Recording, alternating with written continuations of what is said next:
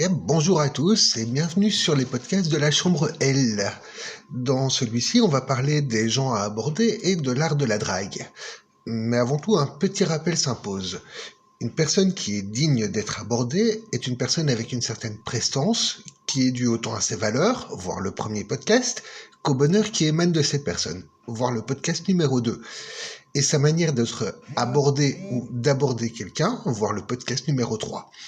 C'est bel et bien le cumul de ces trois variantes qui feront qu'un homme ou une femme donne envie de s'en approcher, d'entamer une discussion, ou au contraire d'en rester éloigné et de ne pas laisser cette personne s'approcher.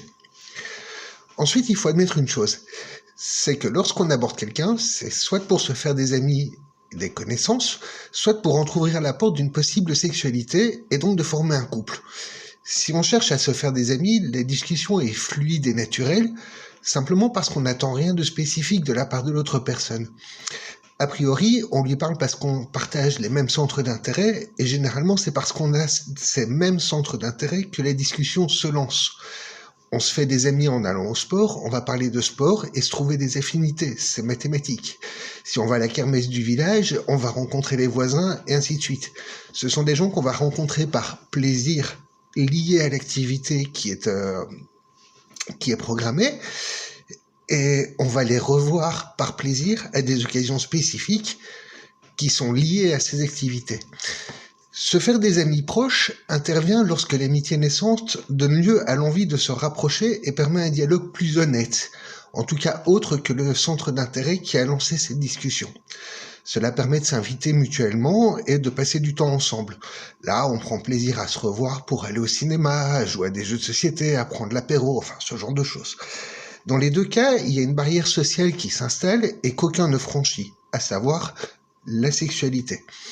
En effet, généralement, les gens ont leur vie, sont parfois des gens en couple, et proposer ce genre de choses risque de casser l'amitié qui vient d'être créée. Ce qui nous amène à parler d'une classe d'amis un peu spécifique, les sex friends. Je vous déconseille ce genre de relation et je vous explique pourquoi. Un ami de longue date, ou même plus récent, mais en tout cas pas un nouvel ami, qui serait célibataire et à qui vous proposeriez de devenir sex friends, pourra vous répondre soit oui, soit non. S'il répond non, c'est qu'il n'a probablement pas envie de perdre votre amitié, ou en tout cas de la mettre en jeu sur la table de la sexualité. S'il répond oui, il y a de grandes chances que ce soit vous, soit lui, qui ayez déjà des sentiments envers cette personne. Être sex friends, c'est partager la sexualité sans avoir la notion de couple. Et la sexualité crée l'intimité qui est l'essence du couple. Ce qui va se passer dans ce genre de relation, c'est que quand l'un des deux aura envie de sexualité, il va appeler son sex friends. Les deux vont se retrouver, les choses vont se passer, puis chacun va retourner à sa vie.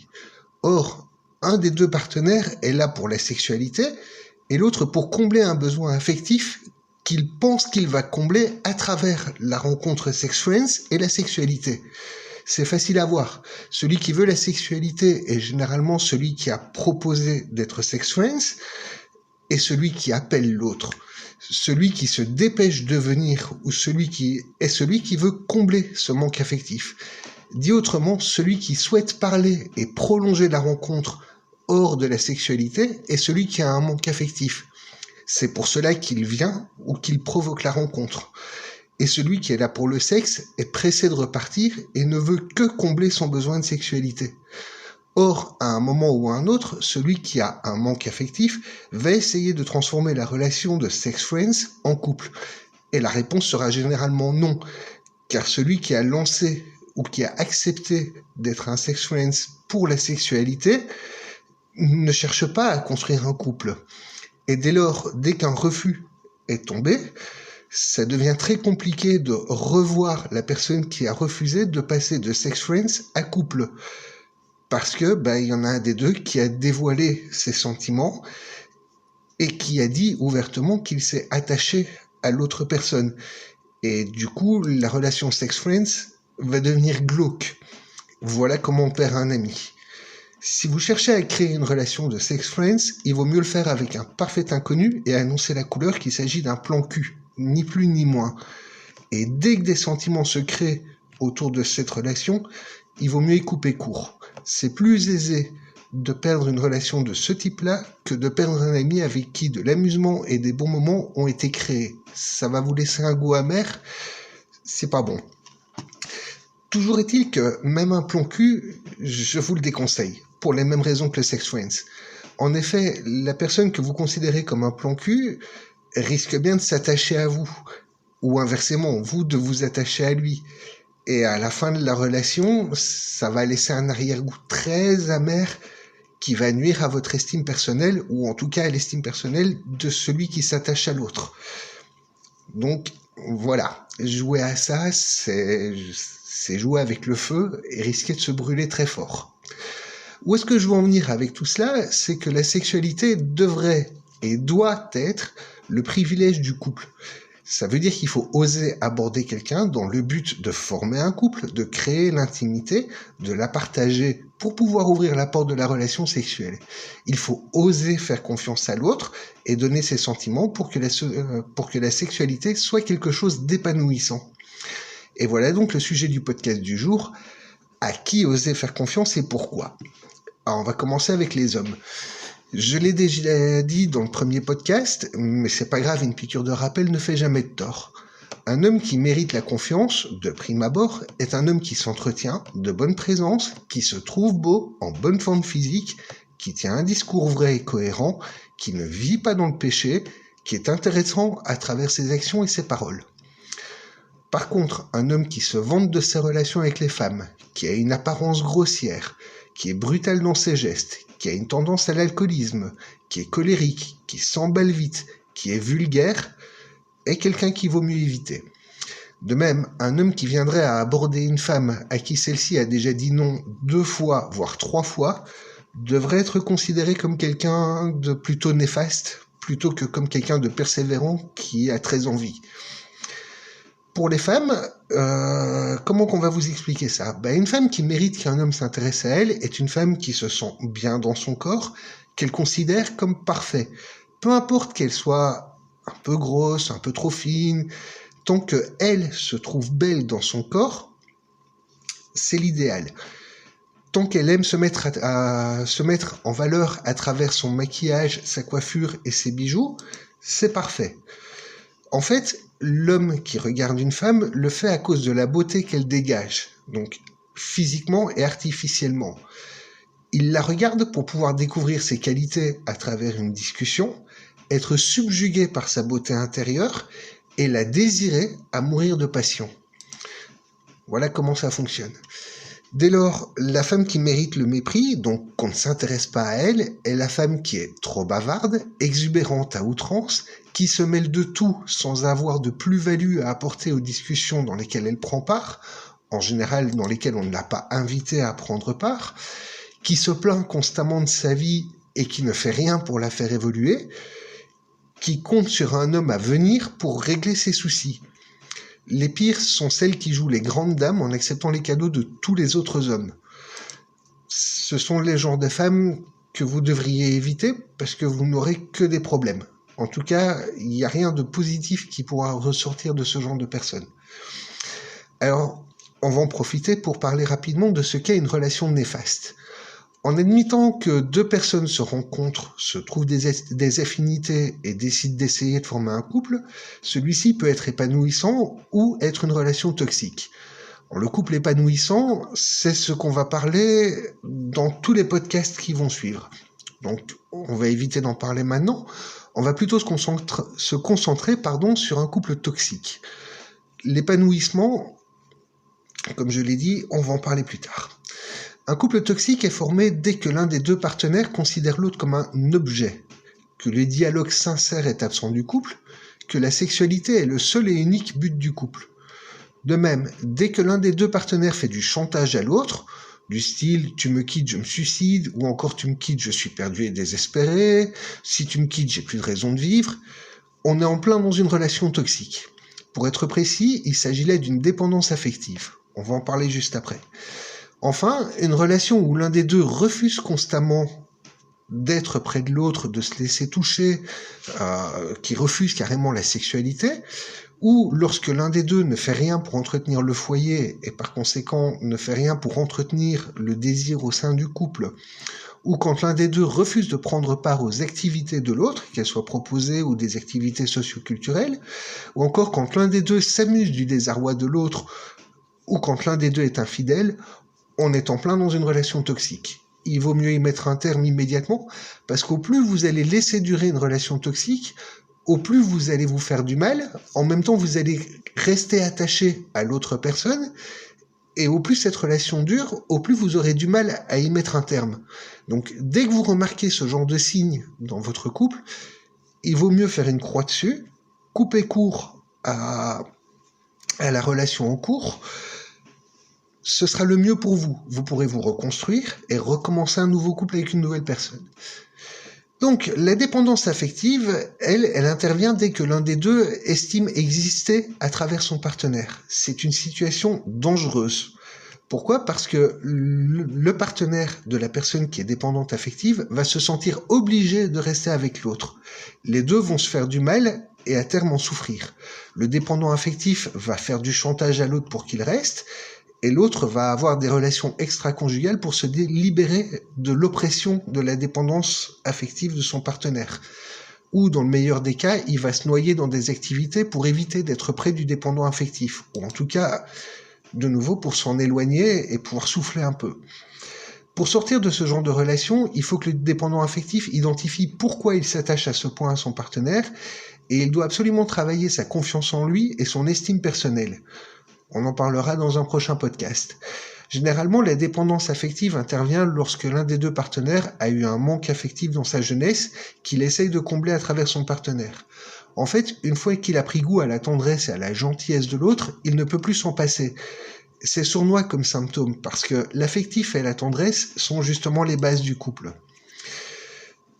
Et revenons-en justement à nos propos, la base du couple est la rencontre, qui malheureusement n'est jamais une chose aisée. En effet, on n'ose pas aborder quelqu'un par peur de prendre un refus. On n'ose pas se laisser aborder par un inconnu de peur de tomber sur une mauvaise personne. De plus, si on a déjà eu des mauvaises expériences, ça ne simplifie pas vraiment la situation, parce qu'on projette ces mauvaises expériences sur la personne qui ose essayer de nous aborder. On va en profiter pour une petite parenthèse et parler de comment gérer une relation précédente qui se serait terminée. Déjà, il faut comprendre qu'on n'oublie jamais rien, on vit avec. C'est le cumul de ce qu'on a vécu, donc notre passé, ce qu'on a traversé, qui fait la personne que nous sommes. Nous gardons des souvenirs autant agréables que négatifs, et ce sont ces souvenirs qui font qu'on a envie ou non de recommencer à former un couple. Au plus les souvenirs sont proches et entretenus, au moins ce sera facile de s'ouvrir à une nouvelle personne. Au plus on laisse les souvenirs là où ils sont, donc dans le passé, au plus on sera disponible à s'en créer des nouveaux avec une nouvelle personne. En fait, quand on forme un couple, on recherche ce qu'on a perdu en évitant de se retrouver dans les mêmes signes négatifs qui ont fait que le couple précédent s'est terminé. Ce qu'il faut comprendre, c'est que chaque individu est différent des autres. Ce qui est perdu, donc les qualités et les défauts qui étaient inhérents à la relation précédente et donc à votre ancien partenaire, ne se retrouveront pas chez une autre personne, ou uniquement en partie. Et heureusement, parce que si nous étions tous identiques, la vie serait d'un ennui total. Ça voudrait dire que sortir avec machin ou sortir avec une autre personne reviendrait exactement au même parce qu'ils seraient similaires en tout point. Heureusement, machin n'est pas une autre personne, et une autre personne n'est pas encore une troisième ou une quatrième ou une cinquième personne qui viendrait vous aborder. Donc ce qu'il faut, c'est accepter qu'une relation qui est terminée soit terminée pour pouvoir être disponible à une nouvelle. Surtout, ne comparez jamais une nouvelle personne à votre ex et apprenez à faire table rase de ce qui a été pour laisser la place à ce qui pourrait être. Ce qui veut dire qu'après une rupture, il faut prendre le temps pour soi, pour pouvoir faire le tri dans ce qu'on a traversé, et pour être à nouveau apte à faire confiance à quelqu'un. Ce qui veut dire qu'il faut accepter de mettre de côté ce qui a existé, s'en souvenir comme base de ce qu'on voudrait avoir dans sa vie, en fait comme un point de repère qui indiquerait si on est heureux ou non, mais certainement rien d'autre. Ne projetez jamais l'image de la personne qui vous aborde sur vos relations précédentes. Ce serait néfaste. Parce que dans ce cas-là, vous vivez dans l'espoir de faire revivre un passé révolu. Et ça signifie qu'à un moment, vous allez comparer la personne avec qui vous êtes à votre ex, votre relation à la relation précédente, et donc vivre dans le passé. Et vous ne serez pas avec la personne qui est en couple avec vous, mais à projeter cette personne sur la personne qui vous a quitté. Donc vous n'aimerez pas la personne avec qui vous êtes, vous continuerez à entretenir quelque chose de terminé avec une personne avec qui vous n'êtes plus. C'est négatif. Donc apprendre à laisser le passé là où il est signifie qu'à un moment on redevient disponible à une nouvelle histoire. Et pour être à nouveau disponible, il faut travailler sur l'estime de soi, la confiance en soi et être à nouveau heureux seul pour pouvoir de nouveau sublimer son bonheur grâce à une nouvelle histoire. Alors l'estime de soi et la confiance en soi, on va aussi en parler dans un prochain podcast. Et le bonheur, je vous renvoie au podcast précédent, donc le numéro 3, où j'explique de long en large comment on peut être heureux seul. Donc cette petite parenthèse étant faite, reprenons. La rencontre. Au plus on est jeune, au plus c'est facile d'aborder quelqu'un. Pourquoi ? Parce que la jeunesse fait qu'on est apte à butiner, on va le dire comme ça, à aborder n'importe qui. C'est ce qui forge le caractère. De plus, tant qu'on est jeune, on baigne dans le social. Déjà grâce à l'école où il y a plein de personnes de notre âge, et surtout célibataires, puis aux activités où on se rend. Et encore pire, là où nos parents nous traînent parfois de force, on va l'admettre. Tout cela fait qu'on rencontre aisément d'autres jeunes qui sont aussi insouciants que nous, et surtout qui n'ont rien d'autre à faire que de s'intéresser à vous pour tuer le temps faute de mieux. Ainsi, il est aisé de parler, de créer des affinités, de se faire des amis, et éventuellement d'aller plus loin avec certains.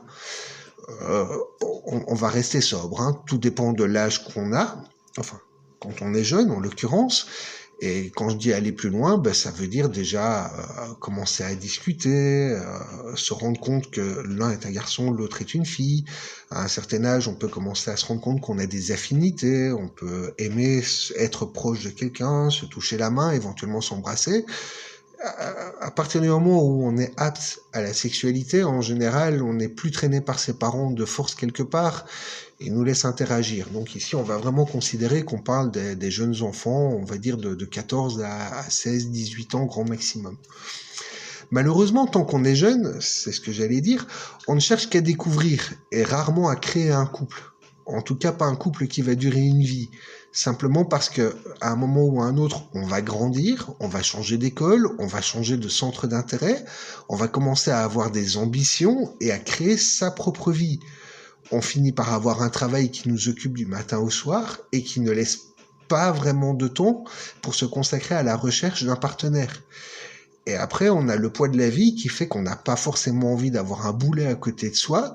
Du coup, on devient sélectif, voire pire, on attend d'être abordé pour sélectionner qui pourra nous parler ou non et avec qui ça pourrait éventuellement aller plus loin. Et dans le pire des cas, on finit seul parce que on n'ose plus aborder quelqu'un ou on n'ose plus se laisser aborder tout simplement. C'est un cercle vicieux, notre société actuelle, et il faut en sortir. Et pour sortir de ça, il n'y a pas 40 solutions. Il faut avoir une vie sociale et oser interagir avec d'autres personnes. Ce que je vais vous dire maintenant ne va pas vous plaire, mais je dois le faire. Les rencontres par Internet, ça ne marche pas. En effet, vous ne saurez jamais à qui vous parlez réellement. Est-ce que c'est un vrai profil ? Est-ce que la personne à qui vous parlez a réellement envie de former un couple ? Ou est-ce que c'est juste un simulacre de relation ? Tant que vous n'aurez pas vu et parlé réellement, physiquement avec cette personne, vous n'aurez aucun moyen d'être certain sur son identité et ses réels désirs. D'ailleurs, parlons-en vite fait des relations à distance et par Internet. Soyons honnêtes, ce n'est qu'un acte manqué. En effet, être en couple avec une personne qui reste derrière un écran est un moyen de se dire « Ah ça va, je suis pas tout seul », tout en étant totalement libre de faire sa vie comme bon vous semble.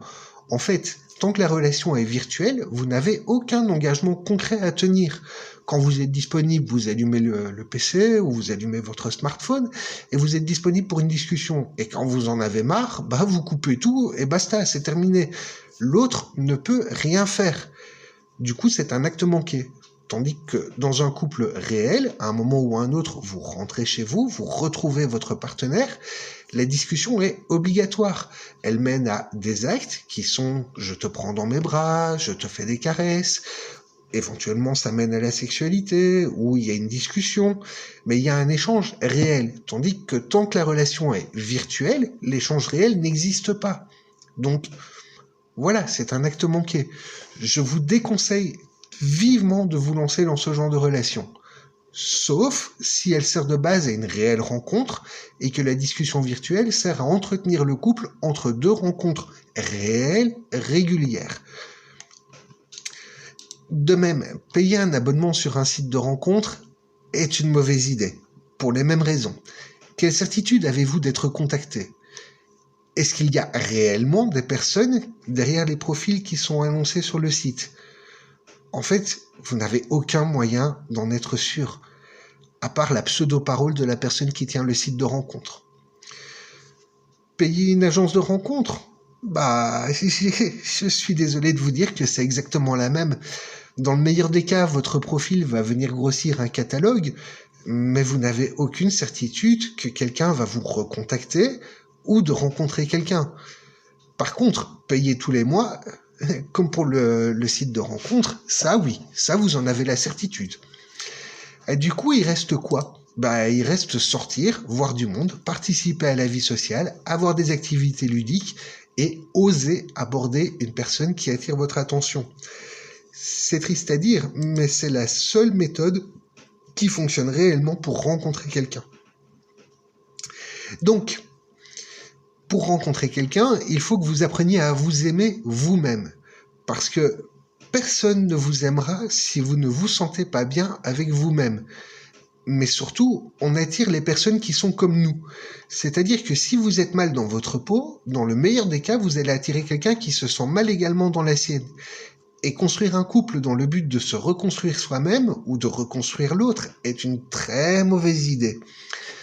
Promis, à quoi sert un couple et comment il fonctionne, on va aussi en parler dans un prochain podcast. Et dans un hors-série, on va apprendre à s'aimer, à travailler l'estime de soi, mais ça je l'ai déjà dit. Revenons donc à nos moutons et essayons de se préparer psychologiquement à une rencontre. Donc, admettons, vous sortez, vous rencontrez quelqu'un, mettons à la fête du village, machin, n'importe quoi. Lorsque vous allez l'aborder et que vous allez lui parler, donc vous rapprochez d'elle, c'est les phéromones qui vont rentrer en action.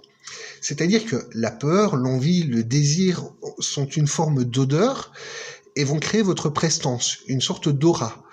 La personne à qui vous allez vous adresser, donc quand vous allez vous en rapprocher, elle va être réceptive inconsciemment à ces odeurs et à cette aura que vous dégagez.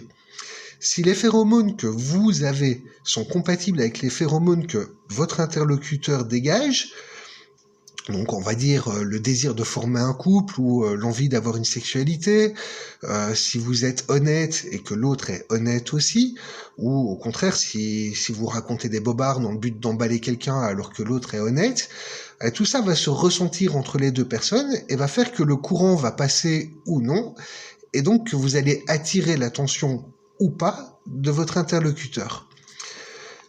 Si le courant passe, soyez naturel, parlez de vous, créez le contact, créez le dialogue. Si la personne à qui vous parlez répond à vos attentes et se laisse toucher la main, par exemple, vous regarde fixement ou sourit, vous êtes sur la bonne voie. Ce que vous devez savoir à ce stade, c'est qu'au plus vite vous vous embrassez, au plus vite vous ferez tomber la tension. Mais surtout, au plus vite vous serez fixé.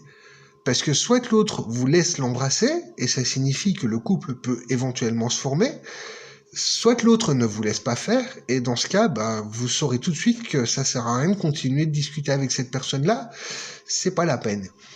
De même, un baiser est un marqueur de phéromones. En effet, soit il va vous laisser une impression de bonheur intense, soit il n'aura aucun effet. Si c'est la sensation de bonheur intense, c'est plutôt bon signe. Foncez, la notion de couple est possible. S'il ne vous laisse aucun effet, c'est que vos attentes et vos désirs ne sont pas les mêmes que ceux de votre interlocuteur.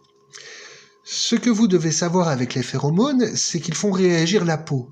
C'est-à-dire que lorsqu'on est réceptif à une personne, on a les poils qui se dressent, le désir à fleur de peau, on devient sensible, on sourit et on a les yeux qui pétillent. Pourquoi est-ce qu'un baiser est important ? C'est simple, les lèvres sont la zone la plus sensible et accessible avant la sexualité. Donc s'embrasser est un très bon moyen de savoir si le courant passe et d'échanger les phéromones. Et donc de savoir si les phéromones de l'autre vont vous faire de l'effet ou non. Si en fait vous avez les mêmes attentes, les mêmes espérances ou pas. Alors on va en parler 2 secondes des phéromones, histoire de lever le voile. C'est une substance qui a le pouvoir de laisser une impression de bonheur, qui interagit directement avec le cerveau et outrepasse le circuit cognitif. Donc le circuit cognitif, c'est ce petit moment entre l'instant où on décide de faire quelque chose et le fait d'agir. Le circuit cognitif, c'est le cerveau qui analyse ce qu'on veut faire et envisage toutes les possibilités qui peuvent découler de l'action qu'on va entreprendre. Les phéromones nous poussent à agir et nous mettent en tête des choses positives.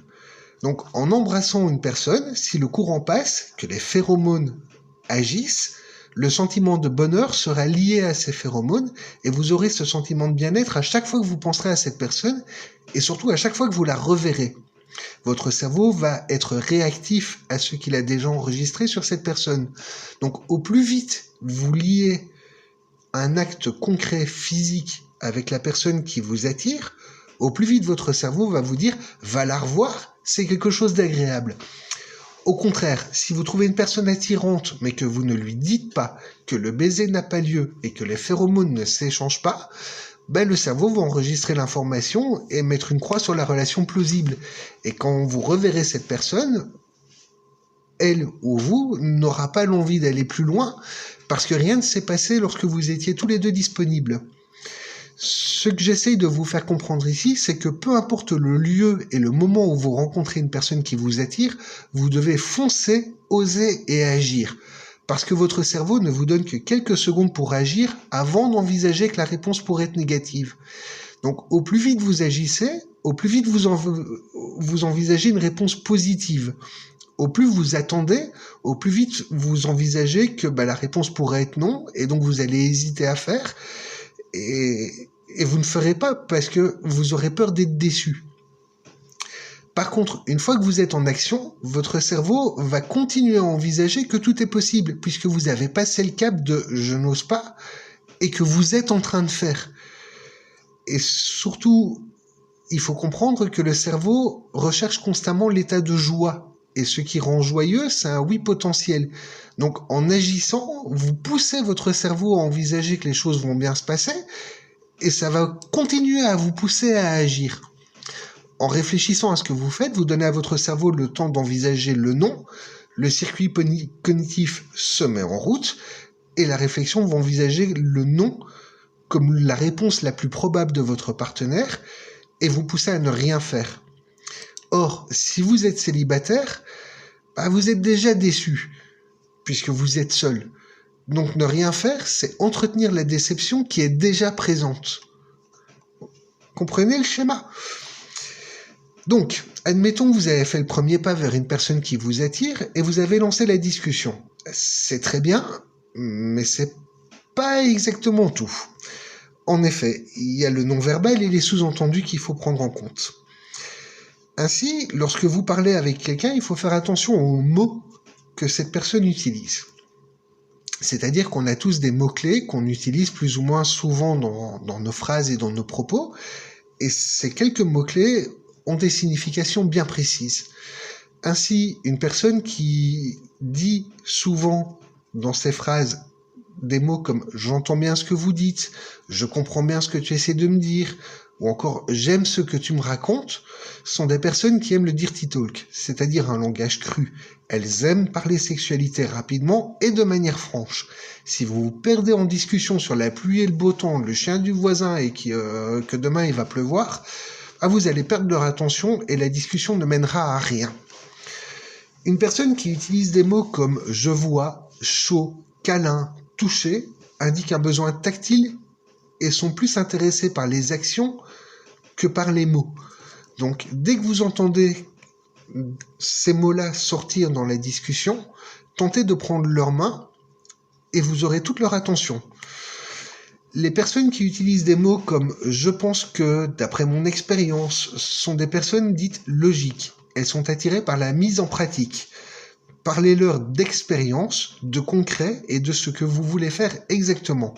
Surtout, poussez-les à parler de ce qu'elles aiment faire, car elles seront plus enclins à parler d'elles-mêmes, de leurs désirs et de leurs envies, que de vous écouter parler de ce que vous pourriez faire. Enfin, les personnes qui utilisent les mots comme « je vois »,« coloré »,« rouge »,« brillant » sont des personnes dites visuelles. Si vous voulez garder leur attention, parlez-leur en décrivant les choses pour qu'elles puissent se les représenter mentalement tandis que vous leur parlez et vous aurez toute leur attention.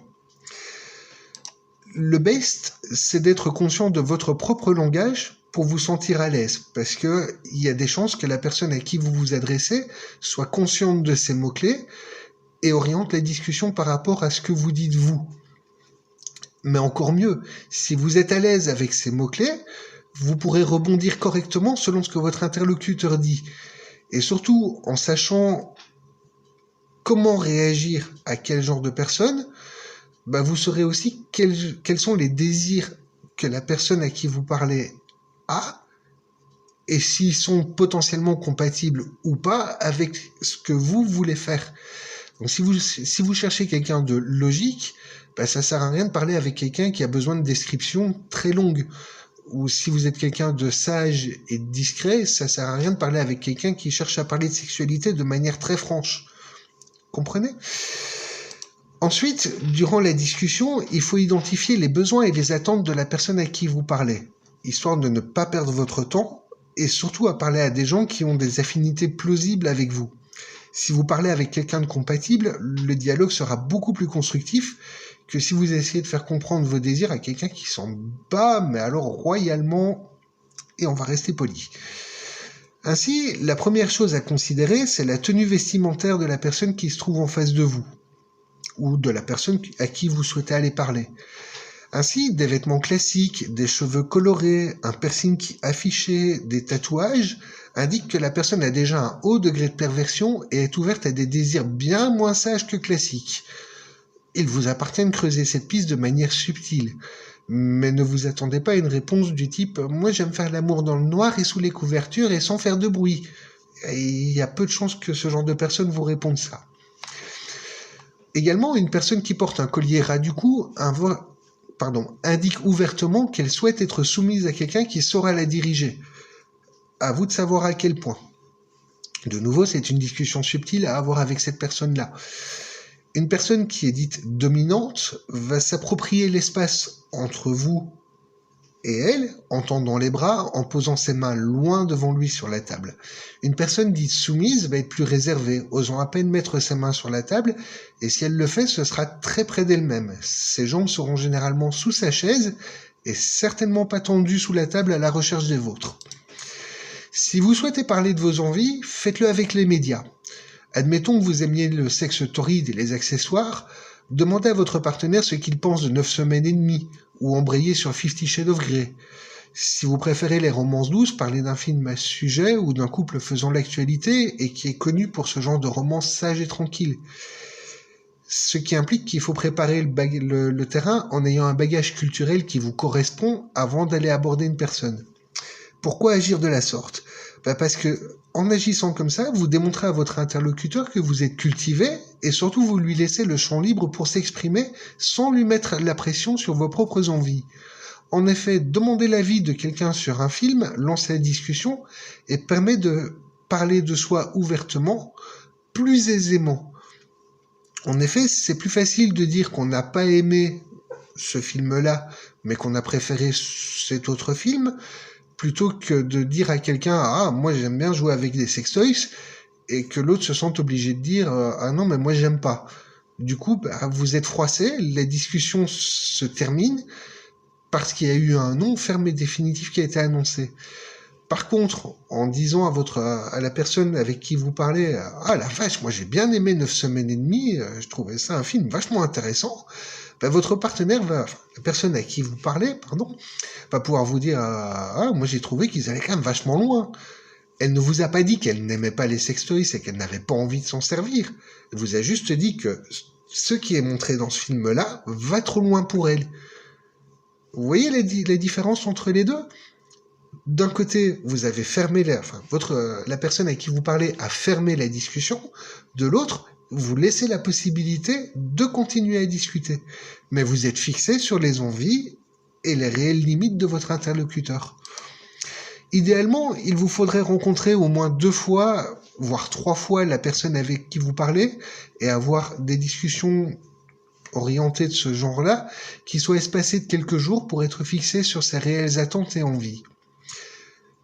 Attendre plus que 3 rendez-vous pour avoir ce genre de dialogue et vous faire une opinion pourrait vous faire passer pour un indécis qui tarde à passer à l'action.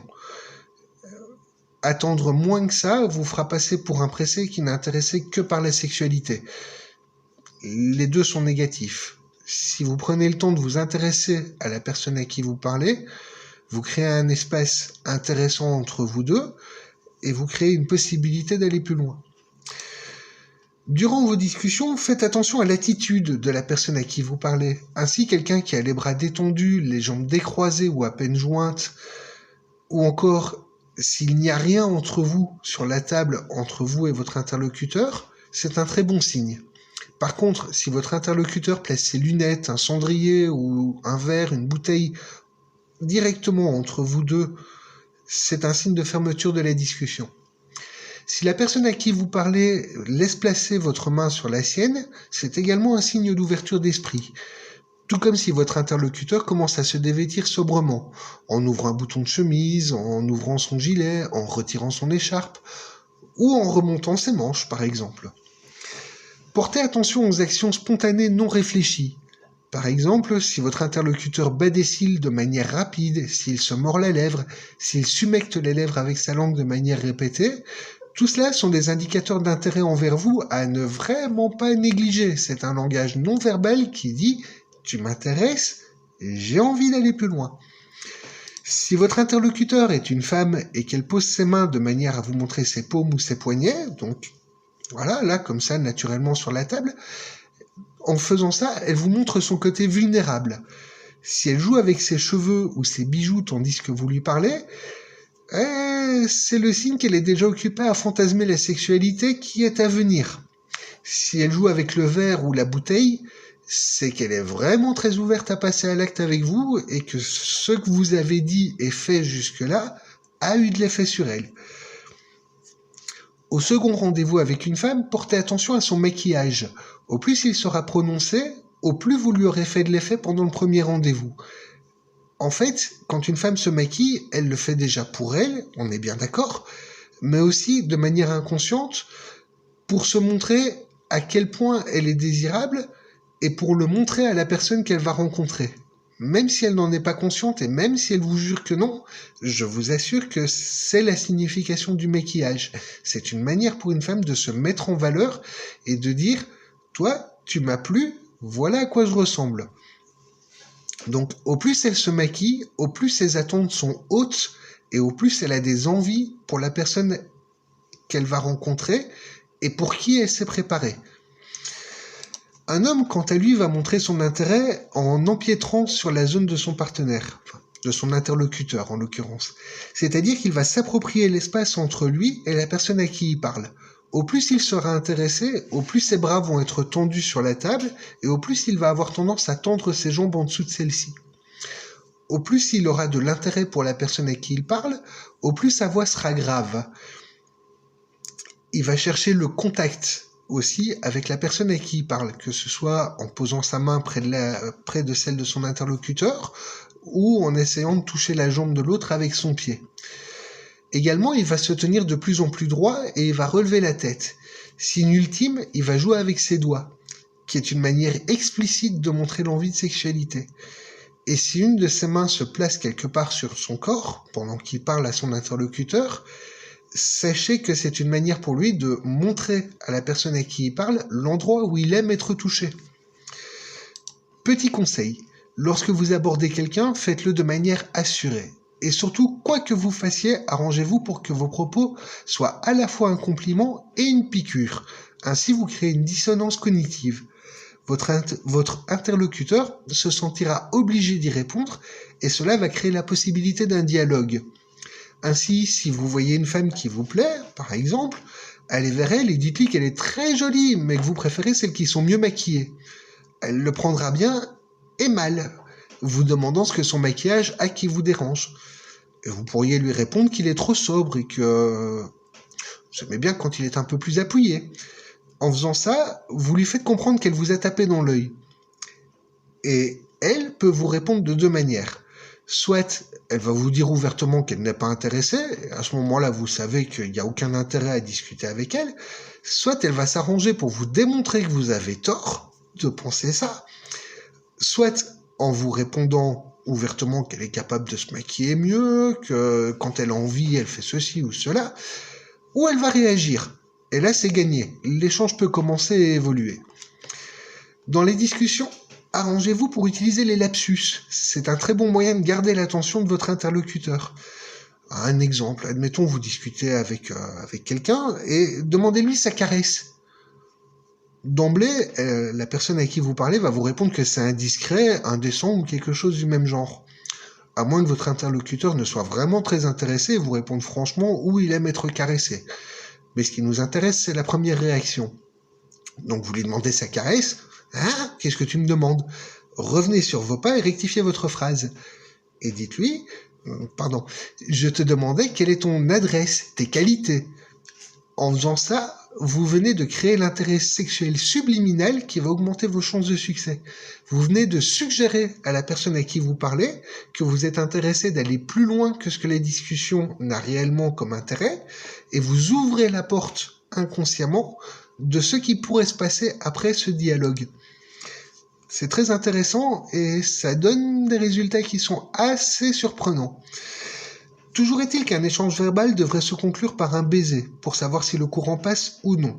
L'alchimie qui en résulte, on en parlera dans un prochain podcast qui sera dédié aux préliminaires et leurs conséquences, ce qui est la suite logique de ce qu'on vient de raconter dans celui-ci. Évidemment, si votre échange ne se conclut pas par un baiser, c'est que la personne avec qui vous avez parlé n'a aucun intérêt pour vous. Et à ce moment-là, tout le processus est à recommencer avec une autre personne. Sur ce, moi je vous embrasse très fort et je vous donne rendez-vous rapidement pour la suite. À très bientôt.